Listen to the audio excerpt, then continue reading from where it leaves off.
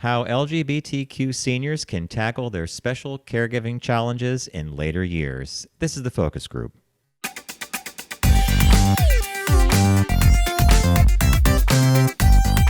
They're all business, except when they're not. It's the focus group with Tim Bennett and John Nash.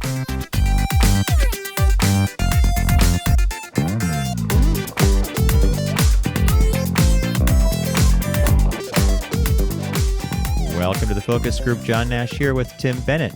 FocusGroupRadio.com is the URL for our site, and that includes everything about us. Today's show, TFG Unbuttoned, our Tuesday podcast, and you can learn about our partners and sponsors there, including Deep Discount, which we'll be visiting with later in the program, and it's Criterion Month here on the Focus Group with Deep Discount. We're going to be giving away DVDs and Blu-rays from the Criterion Collection, which, if you know Tim and I, we always say, it's the gold standard. Gold standard. Welcome, Mr. Bennett, to the almost calendar end of summer, which will be on the 21st, if I'm not mistaken. Weird thing for you. Well, it's not really for you because you may not appreciate this, but science fiction fans, or I should say Star Trek fans, will. So one of my favorite shows for the last 2 years has been Foundation on Apple TV. I think it's incredibly well produced. It's based on the books by Isaac Asimov. I'm going to say loosely based because I think they used the themes and character names and they wove their story from there. And I have a funny story about Isaac Asimov and my sister Laura, but that's another story entirely. But I noticed on some of the episodes, and one of the executive producers of the show was a woman named Roxanne Dawson. And I'm staring at this for a while thinking, Roxanne Dawson, why do I know that name? So I did a little IMDb thing, and it turns out that she played a character on Star Trek Voyager called Belinda Torres. And she was like half Klingon, half human or something. And I just thought, what an interesting career. She was on Voyager for like 5 seasons. I think that's how long it ran for. And then she obviously transitioned to directing and producing, which I think a lot of actors probably do. But she directed some really great episodes of Foundation. I thought, that's pretty cool. Anyway, it was just a random little... Are these stories retold over and over? Which Same ones? Theme? I mean, is it similar to the arc of man versus nature, man versus himself? Man, or you mean the hero's journey that we learned about with Rick LaCivita? Yeah.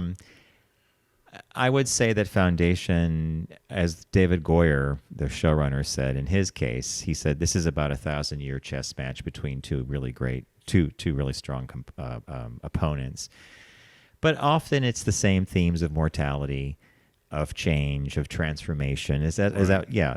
These we always seem to tell the same story, right? Yeah, your mom had made mention of that one time. She thought a lot of the themes, and I guess the original Star Trek, if I remember her correctly, she said she thought a lot of it came out of Shakespeare. Yeah, totally. Yeah. Absolutely, totally. Yeah. Yeah, which is, interesting. But you've always been a science fiction aficionado or a nut, I guess. Mm-hmm. You bet. Do you still read? Do you still consume a lot of science fiction? I do. Reading But I think if any listeners out there who are also consuming science fiction literature, it's harder and harder to find books that aren't fantasy. Right. I don't want to hear about dragons. I don't want to hear about magic. And, so it's that kind of Game of Thrones-ish. Exactly. You liked Record Player One. Remember that? Was that what it was called? Was it Radio or something Player Ready One? Ready Player One. And I saw there was a movie made of that. Did you watch the movie? Yes. Steven Spielberg did the movie. How was it? And it was okay. The book captured... You loved the book, I thought. Yeah, the book. We really had the captured, author on back in the day. The book captured this whole thing about video games and that whole culture of the pop '80s, Atari, Frogger, right. The whole thing. The movie didn't do a bad job, but sometimes books are better as books. Yeah, I know that sounds stupid, but let your imagination do the job, right? Yeah, no, I saw some listing for the movie, and I remember we had the author on. I thought.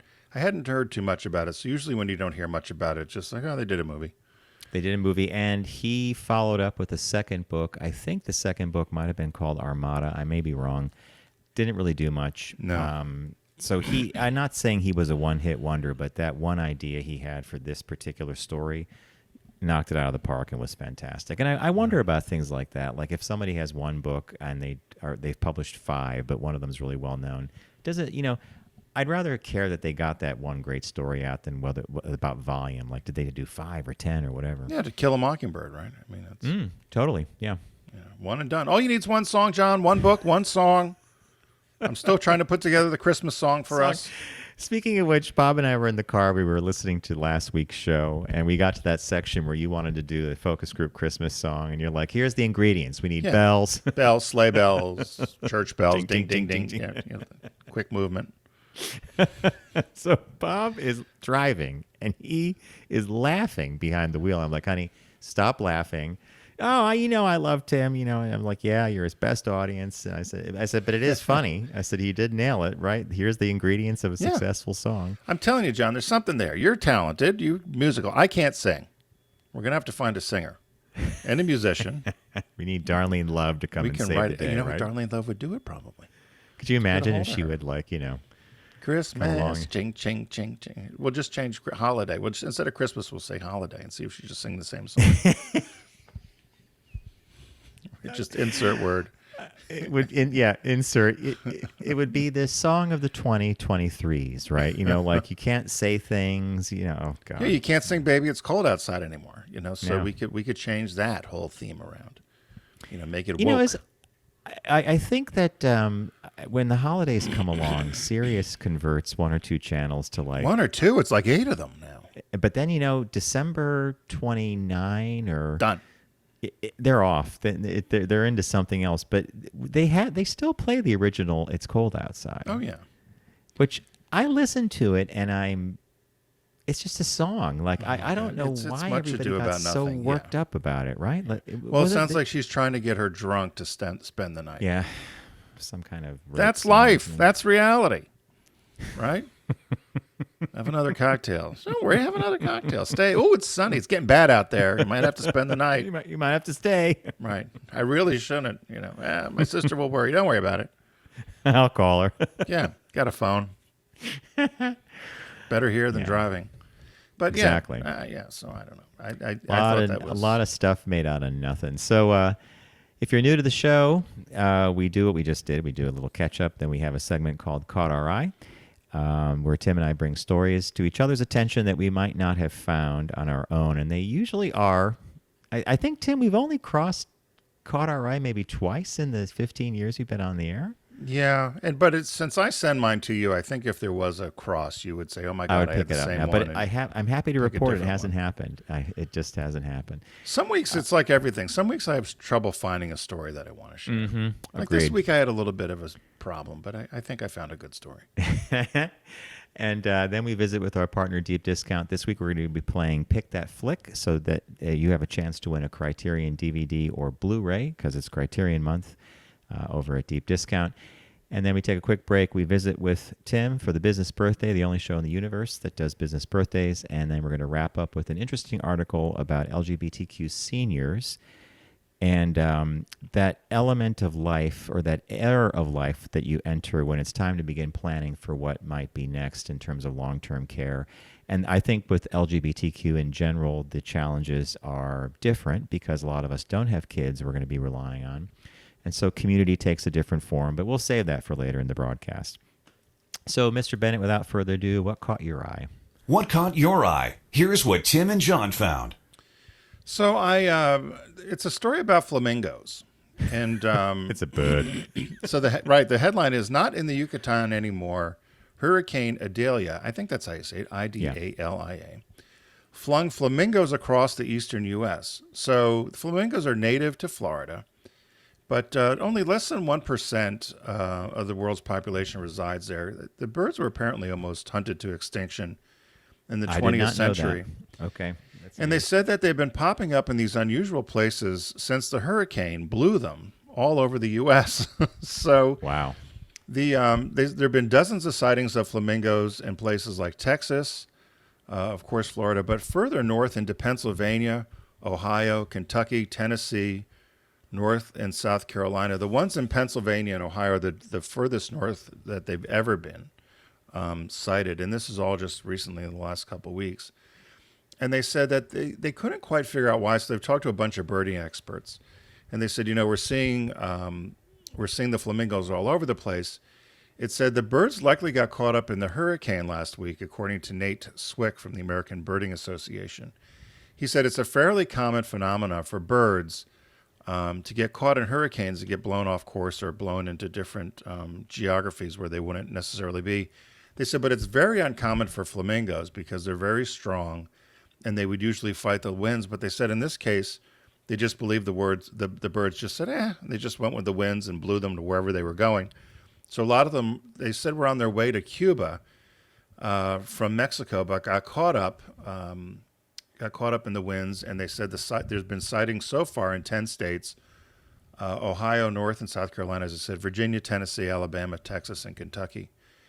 And they said that eventually, this has happened before, but eventually they said the birds will start heading back. They'll hang out for a little while and see if they like it. And then they'll start heading toward the coast and then make a turn down south toward Florida. They said they don't really know how this happens, but they said as birds in general, they said they're capable of things that we simply don't know about or can't imagine in terms of direction.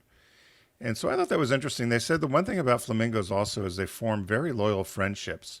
And even though they'll form a relationship, male and female, they also have BFFs, so they'll flock together with same sex that are friends. And they said they've observed them where if two flamingos don't get together, even though they're in the flock, they may ignore each other for years and then only hang out with certain birds that they like. And so I thought that was interesting. There's a whole study done, of course, about the relationships of flamingos and how we could learn from them. But I didn't realize how strong they were, and they said they rarely would get blown off course because they're very strong and determined. But they said this Hurricane Idalia, for whatever reason, had moved a bunch of them north. So if you see a flamingo, don't be surprised. They said they'll hang around a little while until it gets cold and they'll head back south. So inherent what you just said about their strength, when you were talking about them and their migration, which once they kind of check out the Pennsylvania area for a while, they're like, okay, we got to head to the coast and then we got to go south. Go south. They're going to be strong enough they're going to be able to migrate safely to a warmer climate for the winter, right? Yeah. Yeah. They said that this happens with other birds, but rarely has it ever happened with flamingos. But they said that they will, it says, they'll hang around for a little while. Eventually, they'll start making their way back. The flamingos are likely to start heading towards the coast, and how they know what direction to go is, unknown to us as birds are capable of things we cannot imagine. So they'll make their way back. They'll figure out how to get back down south, even though they're not used to this climate up north at all. No, and it's not cold enough yet. Right. They're blown off course or they're blown into a different environment, but it's not a hostile environment yet, at least for several weeks. So I like that story. We saw the other day I was up at the house and actually it was Saturday and a whole bunch of geese flew south. They making the honking noises. And Bob just said to me, he goes, "Is it really that time for them to go?" I said, "I don't know how far they go, honey, but if they're mapping out the trip, this might be an early departure." Well, they leave, up in Canada, up in Newfoundland or up in that whole area, the Newfoundland, and make their way south. And they'll stop and spend a little while at different places and then make their way south. I don't know. It's all mapped in their heads, right? How they do this is like homing pigeons. My dad, we'd raise the pigeons and we would drive them 60, 70 miles away. They'd come home, right? Yeah, and let them, before we got home, they were all back in the coop. Isn't that, I just love animals and I love this stuff and I'm so glad people study it. Very cool. Yeah. You're going to love What Caught My Eye, by the way, because it's something that's close to your heart. Uh-oh. So a young gentleman. Seeing the headline. Yeah, headline is, the official headline, I truncated a bit. Man spends paycheck stockpiling 3,500 incandescent bulbs. Now, this I thought was clever, okay? So as we know, in August, incandescent bulbs were largely banned from being manufactured in the U.S. and could no longer be sold or made. They can still be sold for a while longer. That's a little bit of an error there. Ahead of the ban, this gentleman named Kevin Zmead, S-Z-M-Y-D, so Smead, you think, spent $1,700 on a lifetime supply of incandescent bulbs, which got him about 3,500 of these things, right? So he's a member of a Facebook group called Antique Incandescent Lamp Light Bulb Collectors. They're Both not pages in marketers. full color. Tim, you read my mind. They're not. They could have come up with a snappier headline than that. They've been active for years. They've been keeping tabs on incandescent bulbs. So when the Biden administration, the ban originated under the Obama administration or the presidency, was rejected by the Trump administration. But Biden reinitiated it. And now, of course, by now, so many bulbs are LED to begin with that even Right. finding incandescent bulbs was getting difficult. Before that, I mean, they still have them. But so he decides to go out and save 2 weeks worth of pay, which was $1,700. And he went on to Craigslist and Craigslist and Facebook Marketplace, and anybody within a 250-mile radius of where he lived, he was contacting, and he was looking for any type of bulb at all. And he got a whole collection. And so now I think the picture that I put up on the YouTube thing, on the YouTube channel, shows also the back of his car with just boxes, and he's sitting in his living room or so, maybe his parents' house, with all these different bulbs. I doubt that he uses all of these or that they have lights in their life that would, require all of them. But I have a suspicion that he is going to turn this into a business. If you sit on these long enough, right? Yeah. Yep. I consider a lifetime supply. I would say I did the math. I have a bunch of spreadsheets with all the lighting fixtures in my house, and I have almost exactly the amount of bulbs I'm going to need for the next 75 years. Oh, my God. All right, so if he changes his mind, though, and he goes out and he buys some LED bulbs, he could literally turn that stockpile into money. I was assuming when I read the article that he was doing this to sell them to people, but he has his stockpile set up. But wow, what a thing, huh? That's like, Richard has thousands and multi-thousands of old Christmas lights and Christmas bulbs that supposedly all work. But it's the same sort of thing. He buys them all up, and he uses them more for decorative purposes. But I said the same thing. People who want those old-fashioned Christmas lights, the big bulbs, he's kind of got the corner on them. But, yeah, I guess you could, if somebody's looking for some of these things for an old lamp. I think that they throw off a nice light. But I do, too. And just to give you some perspective on technology, when the space shuttle was flying, NASA used to have a team of people who would go on to eBay and Craigslist to locate old electronic parts to keep the shuttle flying. you're kidding me.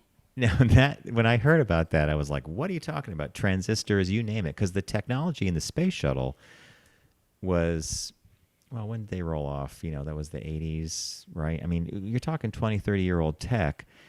So they would have to scrounge to find replacement parts. That's what I thought funny. this guy was going to do with the bulbs. But, if No, he I think uses you're them exactly right, because it looks like he has appliance bulbs there. He has floodlights. He has all kinds of things. So you're right. I think he's probably going to say eventually he could sell some of these bulbs for probably $30, $50, $100 if somebody wants one that badly, right? Yeah, 10, 20 years from now. today he's very obsessed. 5 years from now, he might just give in and buy the LED bulbs and call it a day. And then he's going to be stuck with a stash, right? But which he could probably sell. So you never know. Or he gets in a bad relationship and someone has a fit and starts, My bulbs, my My bulbs. bulbs, Yeah, I don't could see it now. I could see it now, boy. I saw a dad on TikTok. On the TikTok, he had taken his son. He said his son, I don't know if it was set up or not, but he had gathered all his son's discs and Game Boys and game stuff or whatever and put it in the lawn and got one of those big lawnmower tractors and ran it over. The kid's crying, Dad, please. He's like, go get a job, you lazy bum. Staying in the house all day playing games. And the stuff's flying all over the place, the plastics and the paper, the packaging. It was one of those old, lawnmowers from console tractor games. lawnmowers. Yeah. The kid's yelling at his father. He's trying to pick them up, and the father's mowing them all. I put them all in a pile, ran them over. So, I used to work with a girl named Karen when my first job out of college, and she was a Southern sorority girl, and she told me a story I'll never forget. She had a record that she would play over and over, and her grandmother was taking care of her one time, and it had a cuss word on the record. And her grandmother would yell up the stairs and say, Karen, you turn down that blasted hi-fi and you stop playing that cuss word record or I'm going to tell your father. Father comes home. The grandmother tells the father what's been going on. He comes up, he marches into her room and just quietly lifts the record off the platter. Says, I'll be right back. Goes away, comes back, he puts the record down, and Karen said he took a sander and he sanded the grooves off the record. Oh my God. He goes, and he's like, that cuss word will play no more. Turn down that Blasted hi-fi. Well, that's like when your dad stepped on Pothead or Pinhead or whatever it was from Panhead. your Fisher-Price from the school bus, and the school bus Panhead ended. almost broke his ass. Well, he sat on the toilet reading a magazine. His leg was dead. Who steps on Panhead, almost fell down. Well, he did kind of fall. No, he fell down the stairs. Then the poor bus was demolished. Oh, he goes, bring that. Then he got all kind of nice. He goes, "Where's their school bus?" And then we knew there was a problem. He got along with Joan Crawford. I'm not mad at you. I'm mad at the dirt. You could do a movie, Daddy Dearest, maybe. Oh boy, yeah. You know what? There is a movie there. I'm not sure what the box office potential is, but I think it would be cathartic, no doubt. I think it'd be a blockbuster. You can egg us on. All right, moving along. As many of you know, our partner here on the Focus Group is Deep Discount. You can visit them by going to our site, focusgroupradio.com, clicking on the Deep Discount logo. Go down the rabbit hole, folks. They have everything you want there. Movies, TV shows, games, books, albums, vinyl albums, music. It's just a whole world. And it's Criterion Month at Deep Discount. And in honor of Criterion Month, we're going to be giving away DVDs and Blu-rays that were provided to us by our friends at Criterion. It's our last week for this. I know everybody time shifts, so don't worry. I mean, if you're listening to this a week later, still send your guess in for this game. But as I said, Criterion Month. Should we do the new release first or the game first? Yeah, do the new release and then do the sound clip.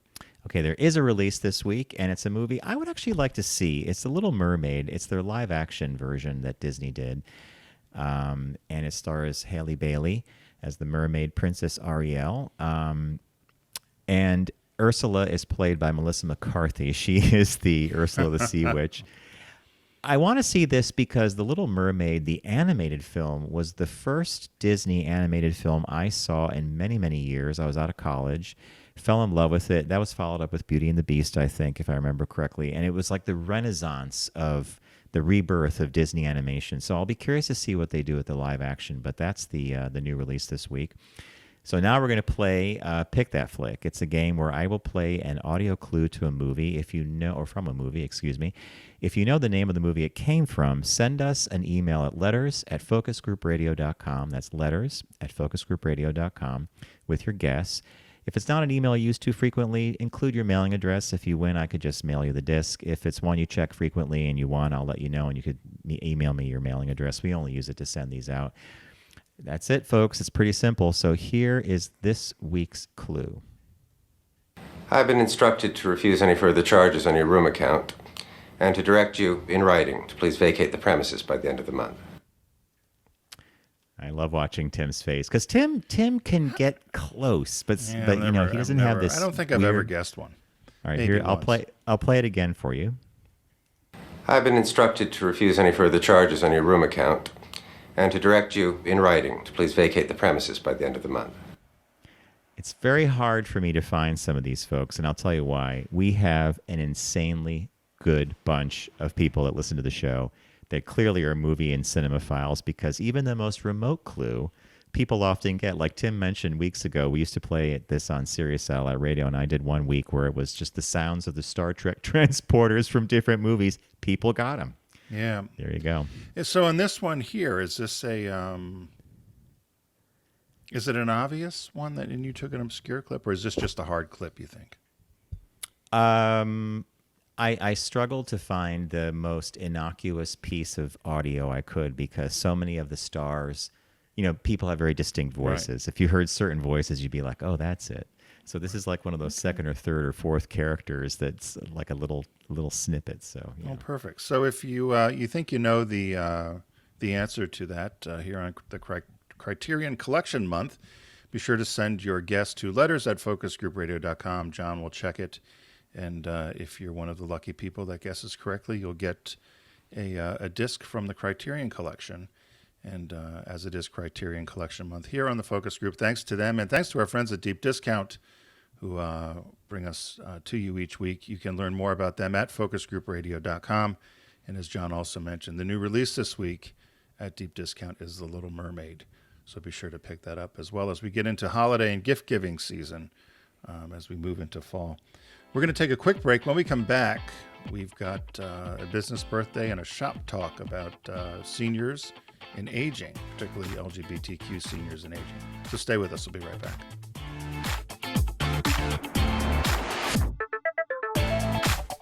You're listening to The Focus Group with Tim and John. Learn more at focusgroupradio.com.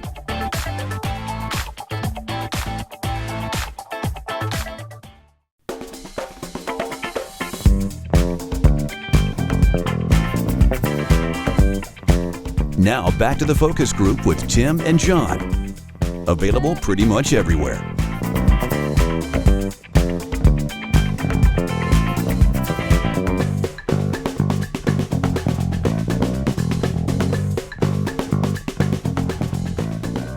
Welcome back to the Focus Group. John Nash with Tim Bennett. Focusgroupradio.com is all you need to know about us and the show. You'll learn about our Tuesday podcast as well, TFG Unbuttoned. If you are following, I believe is the right word we use, and you're an audio listener, it probably pops into your feed already, and you're probably enjoying all the joys of what TFG Unbuttoned has to offer. So without further ado, we have a business birthday for you.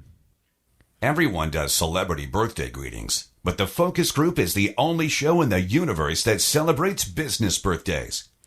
So sometimes John and I, when we do this, and by the way, John, as a sidebar, did you see the thing I sent you about one of our classmates did an and I? And I said, Yeah. So it's not just you and I. It was an actual announcement, like Right. something that was being like a public thing. And I think it was Marianne Alves Lynn and Gogorsky and Debbie someone else, Brackett. right? Yeah. Debbie Brackett. And it was like, join Lynn and I or something. And I just laughed. And I said, well, see, it's a New England thing, or at least a Connecticut. Or at least a Northwestern Pomporough. Connecticut thing, a Pomporough thing. So I'm thinking we're okay with what we said, how we say things. So the business birthday this week. So John and I often sometimes spread business birthday to also include inventors or career people that have changed history. And See, Tim, I think that Hollywood, that's business, right? yeah, it's all business, right? It's all business. It's all personal. It's all business. So the birthday this week, September 20th, today, is Carlton Ellis. He was born September 20th, 1876. He died at 64 of influenza in 1941. Very young. Yeah. An American inventor and a pioneer in the field of organic chemistry. So he was involved in the development of margarine, polyester, anti-knock gasoline, paint and varnish remover, we know it as acetone, and the holder of 753 patents. And so he's quite the inventor and organic chemist.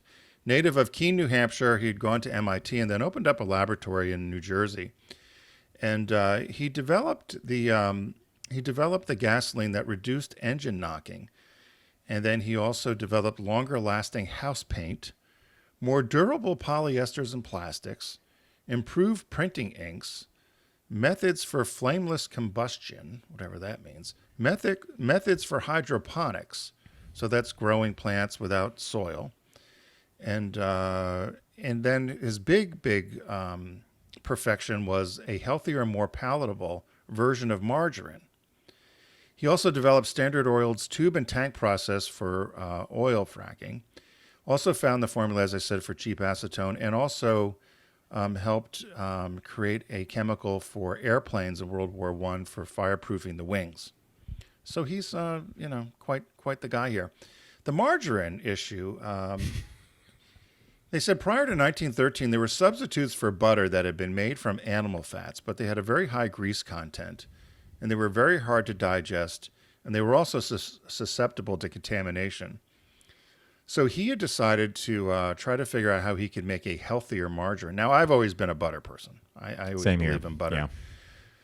But the margarine, what he did is he ended up taking, instead of using animal fats, he used either corn, peanut, or cottonseed oil, which he said was much safer and healthier than the animal fats. And he was able to make the butter substitute from that. And so they said synthesizing this margarine with vegetable oils also helped create, which is now a multi-billion-dollar industry, of course.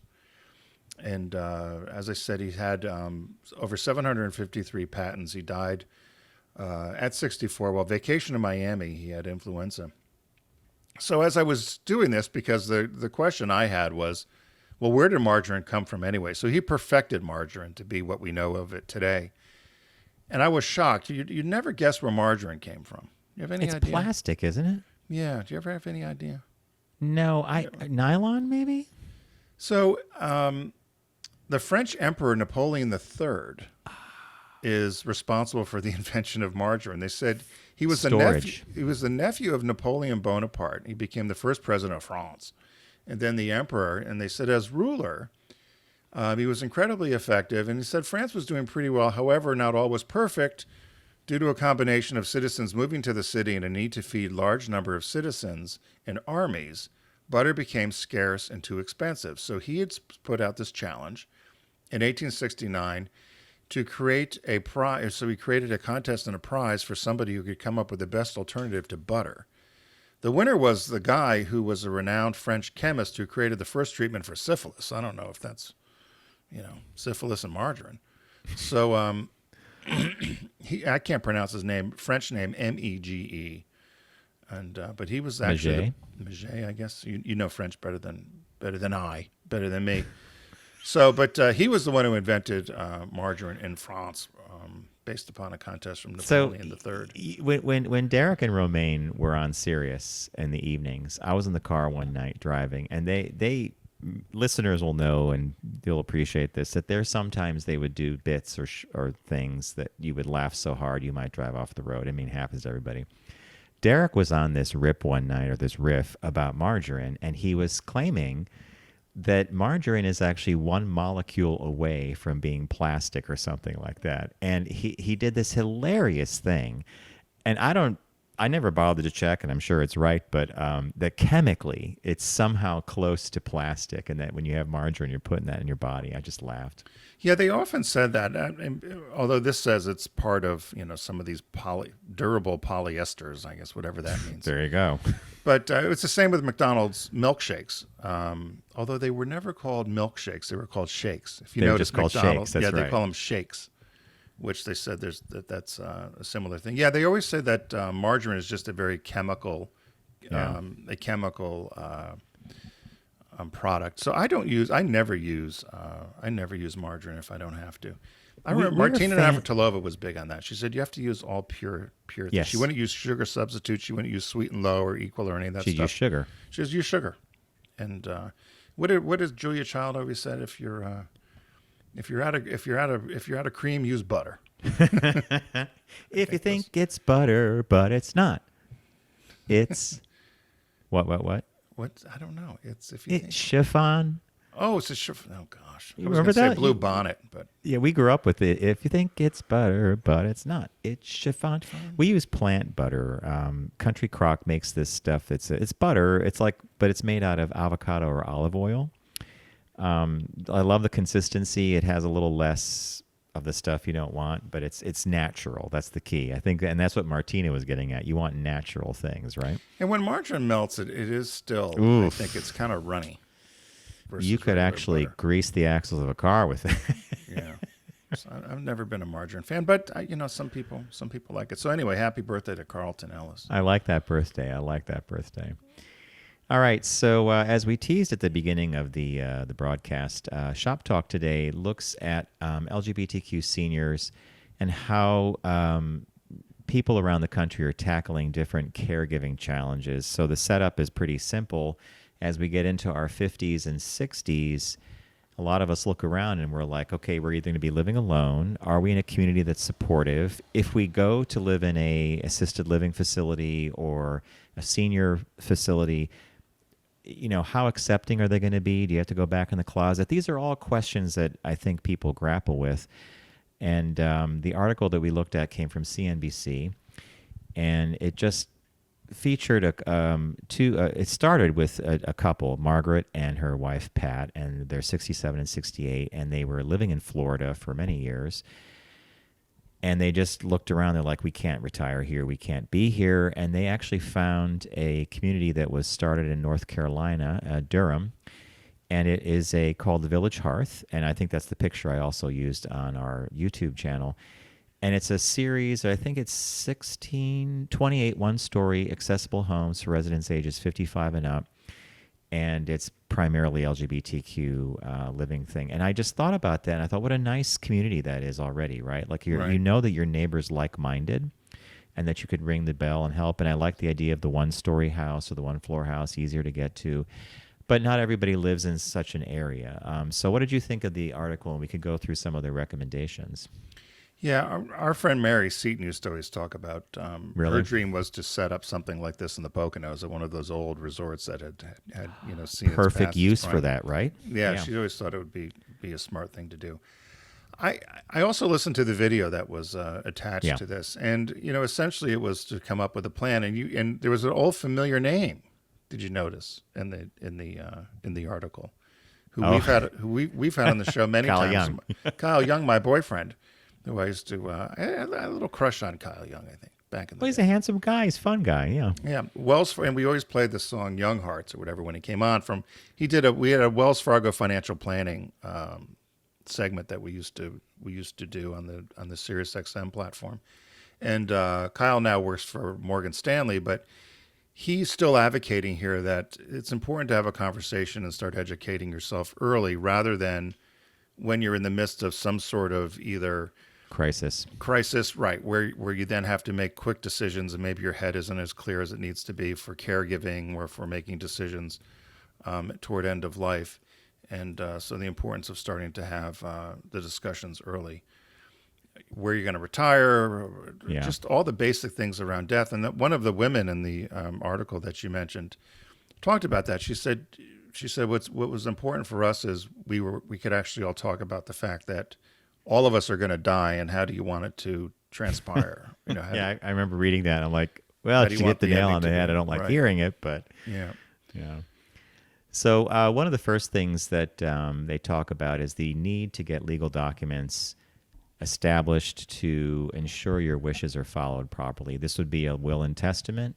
It could also be a medical directive, power of attorney. There's a whole bunch of different things here.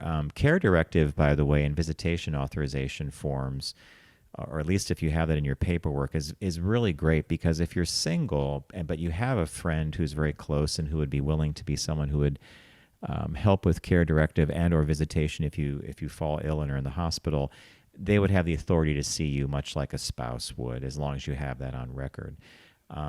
I will say that Bob had some surgery this past year, and I took it for granted that I'm known as the spouse because I'm listed as the spouse and everything he does, but it was a different world than it was even 10 or 15 years ago when it came to visitation. Here in New York City, it was never a big issue. It was the medical staff knows that, if you're a gay couple, that's your partner.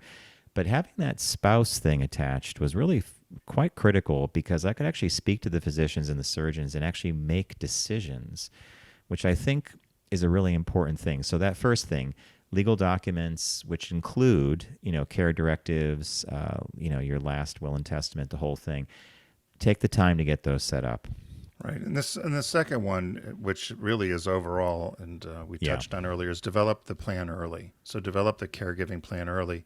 They said having the benefit of time on your side will allow you and your loved ones to make sound, clear-headed decisions while considering cost, tax, and broader estate implications of your plans. So it's important to have the conversation while everybody is clear-headed about it and can make sound decisions. And I know with my dad and mom, we've had the discussion, and actually when my dad died last year, it certainly made things a lot easier on my mom and on all of us that we'd had the conversations. Yeah. And so just have the conversations. It's important. Yeah, Kyle Young was the one who actually said that. And he talks about the in-between time. And what he means by that is your healthy years is the in-between time. You're healthy, you can make the decisions, you can sit down. Like Bob and I, we're almost there, but, we have every bill listed, every credit card we both have. phone numbers, where's the money at? Where's this at? And it really comes to the forefront. Like when Bob was going into surgery, as I said, in late May, he had a whole bunch of stuff. Here's my passcode for my phone. Here's this. And you don't want to think about this Right. because someone, but it's important to have. This next piece here, I think, is super important for. I don't think this matters if you're LGBTQ or not. I think this is just important to have if you're aging, and that's create a network of support, family, friends, loved ones.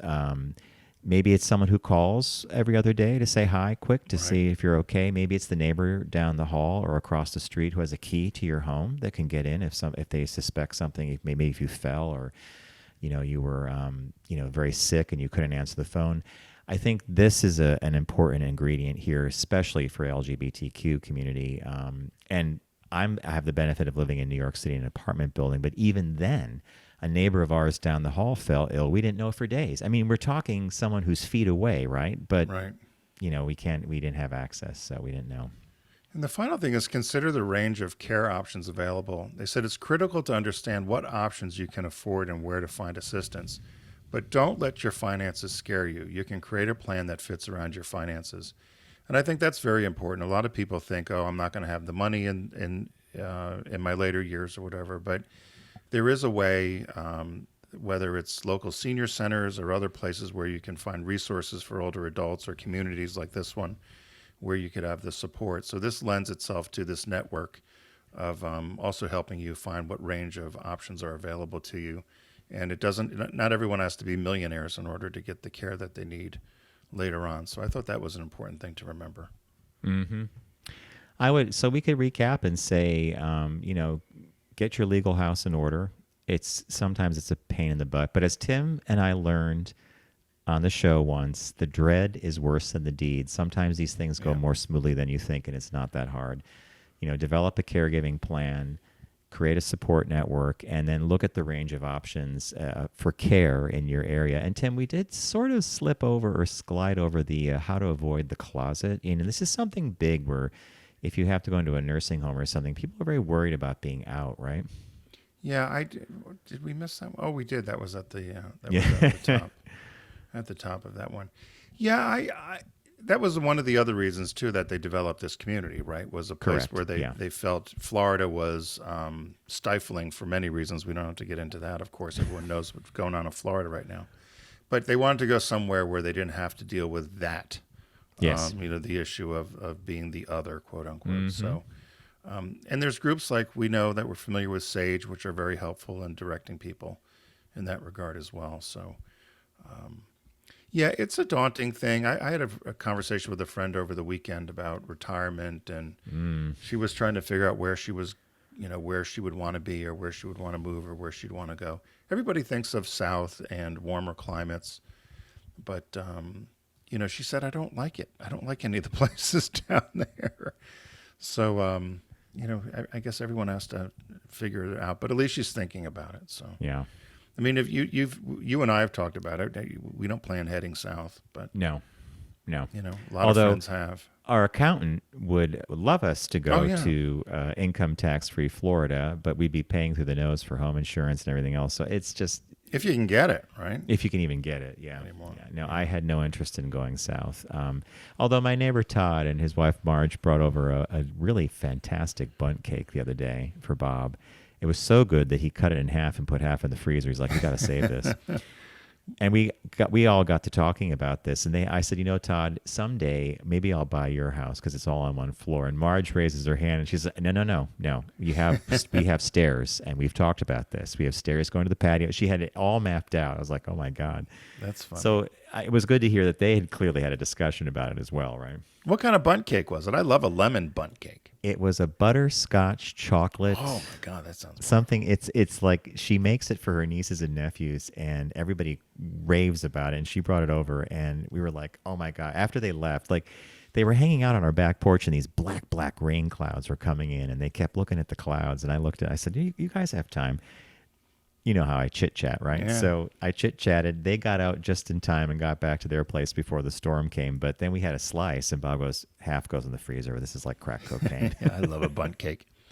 So hey, thanks for joining us today. Thank you, Mr. Nash, for helming the ship here, and be sure to if you're so inclined to listen to our deep discount segment. It's Criterion Month here on the Focus Group, and we're giving away Criterion discs for people who can guess the movie clip that John had picked. So send your guess to letters@focusgroupradio.com. Thanks to our friends at Deep Discount and Criterion for supplying those discs and for supporting our show.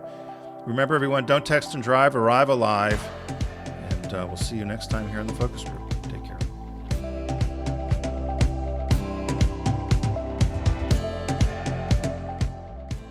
It's the Focus Group with Tim Bennett and John Nash. Accessible on all platforms. Subscribe, like, and rate us on your platform of choice. Learn more at focusgroupradio.com. That was a stunning focus group.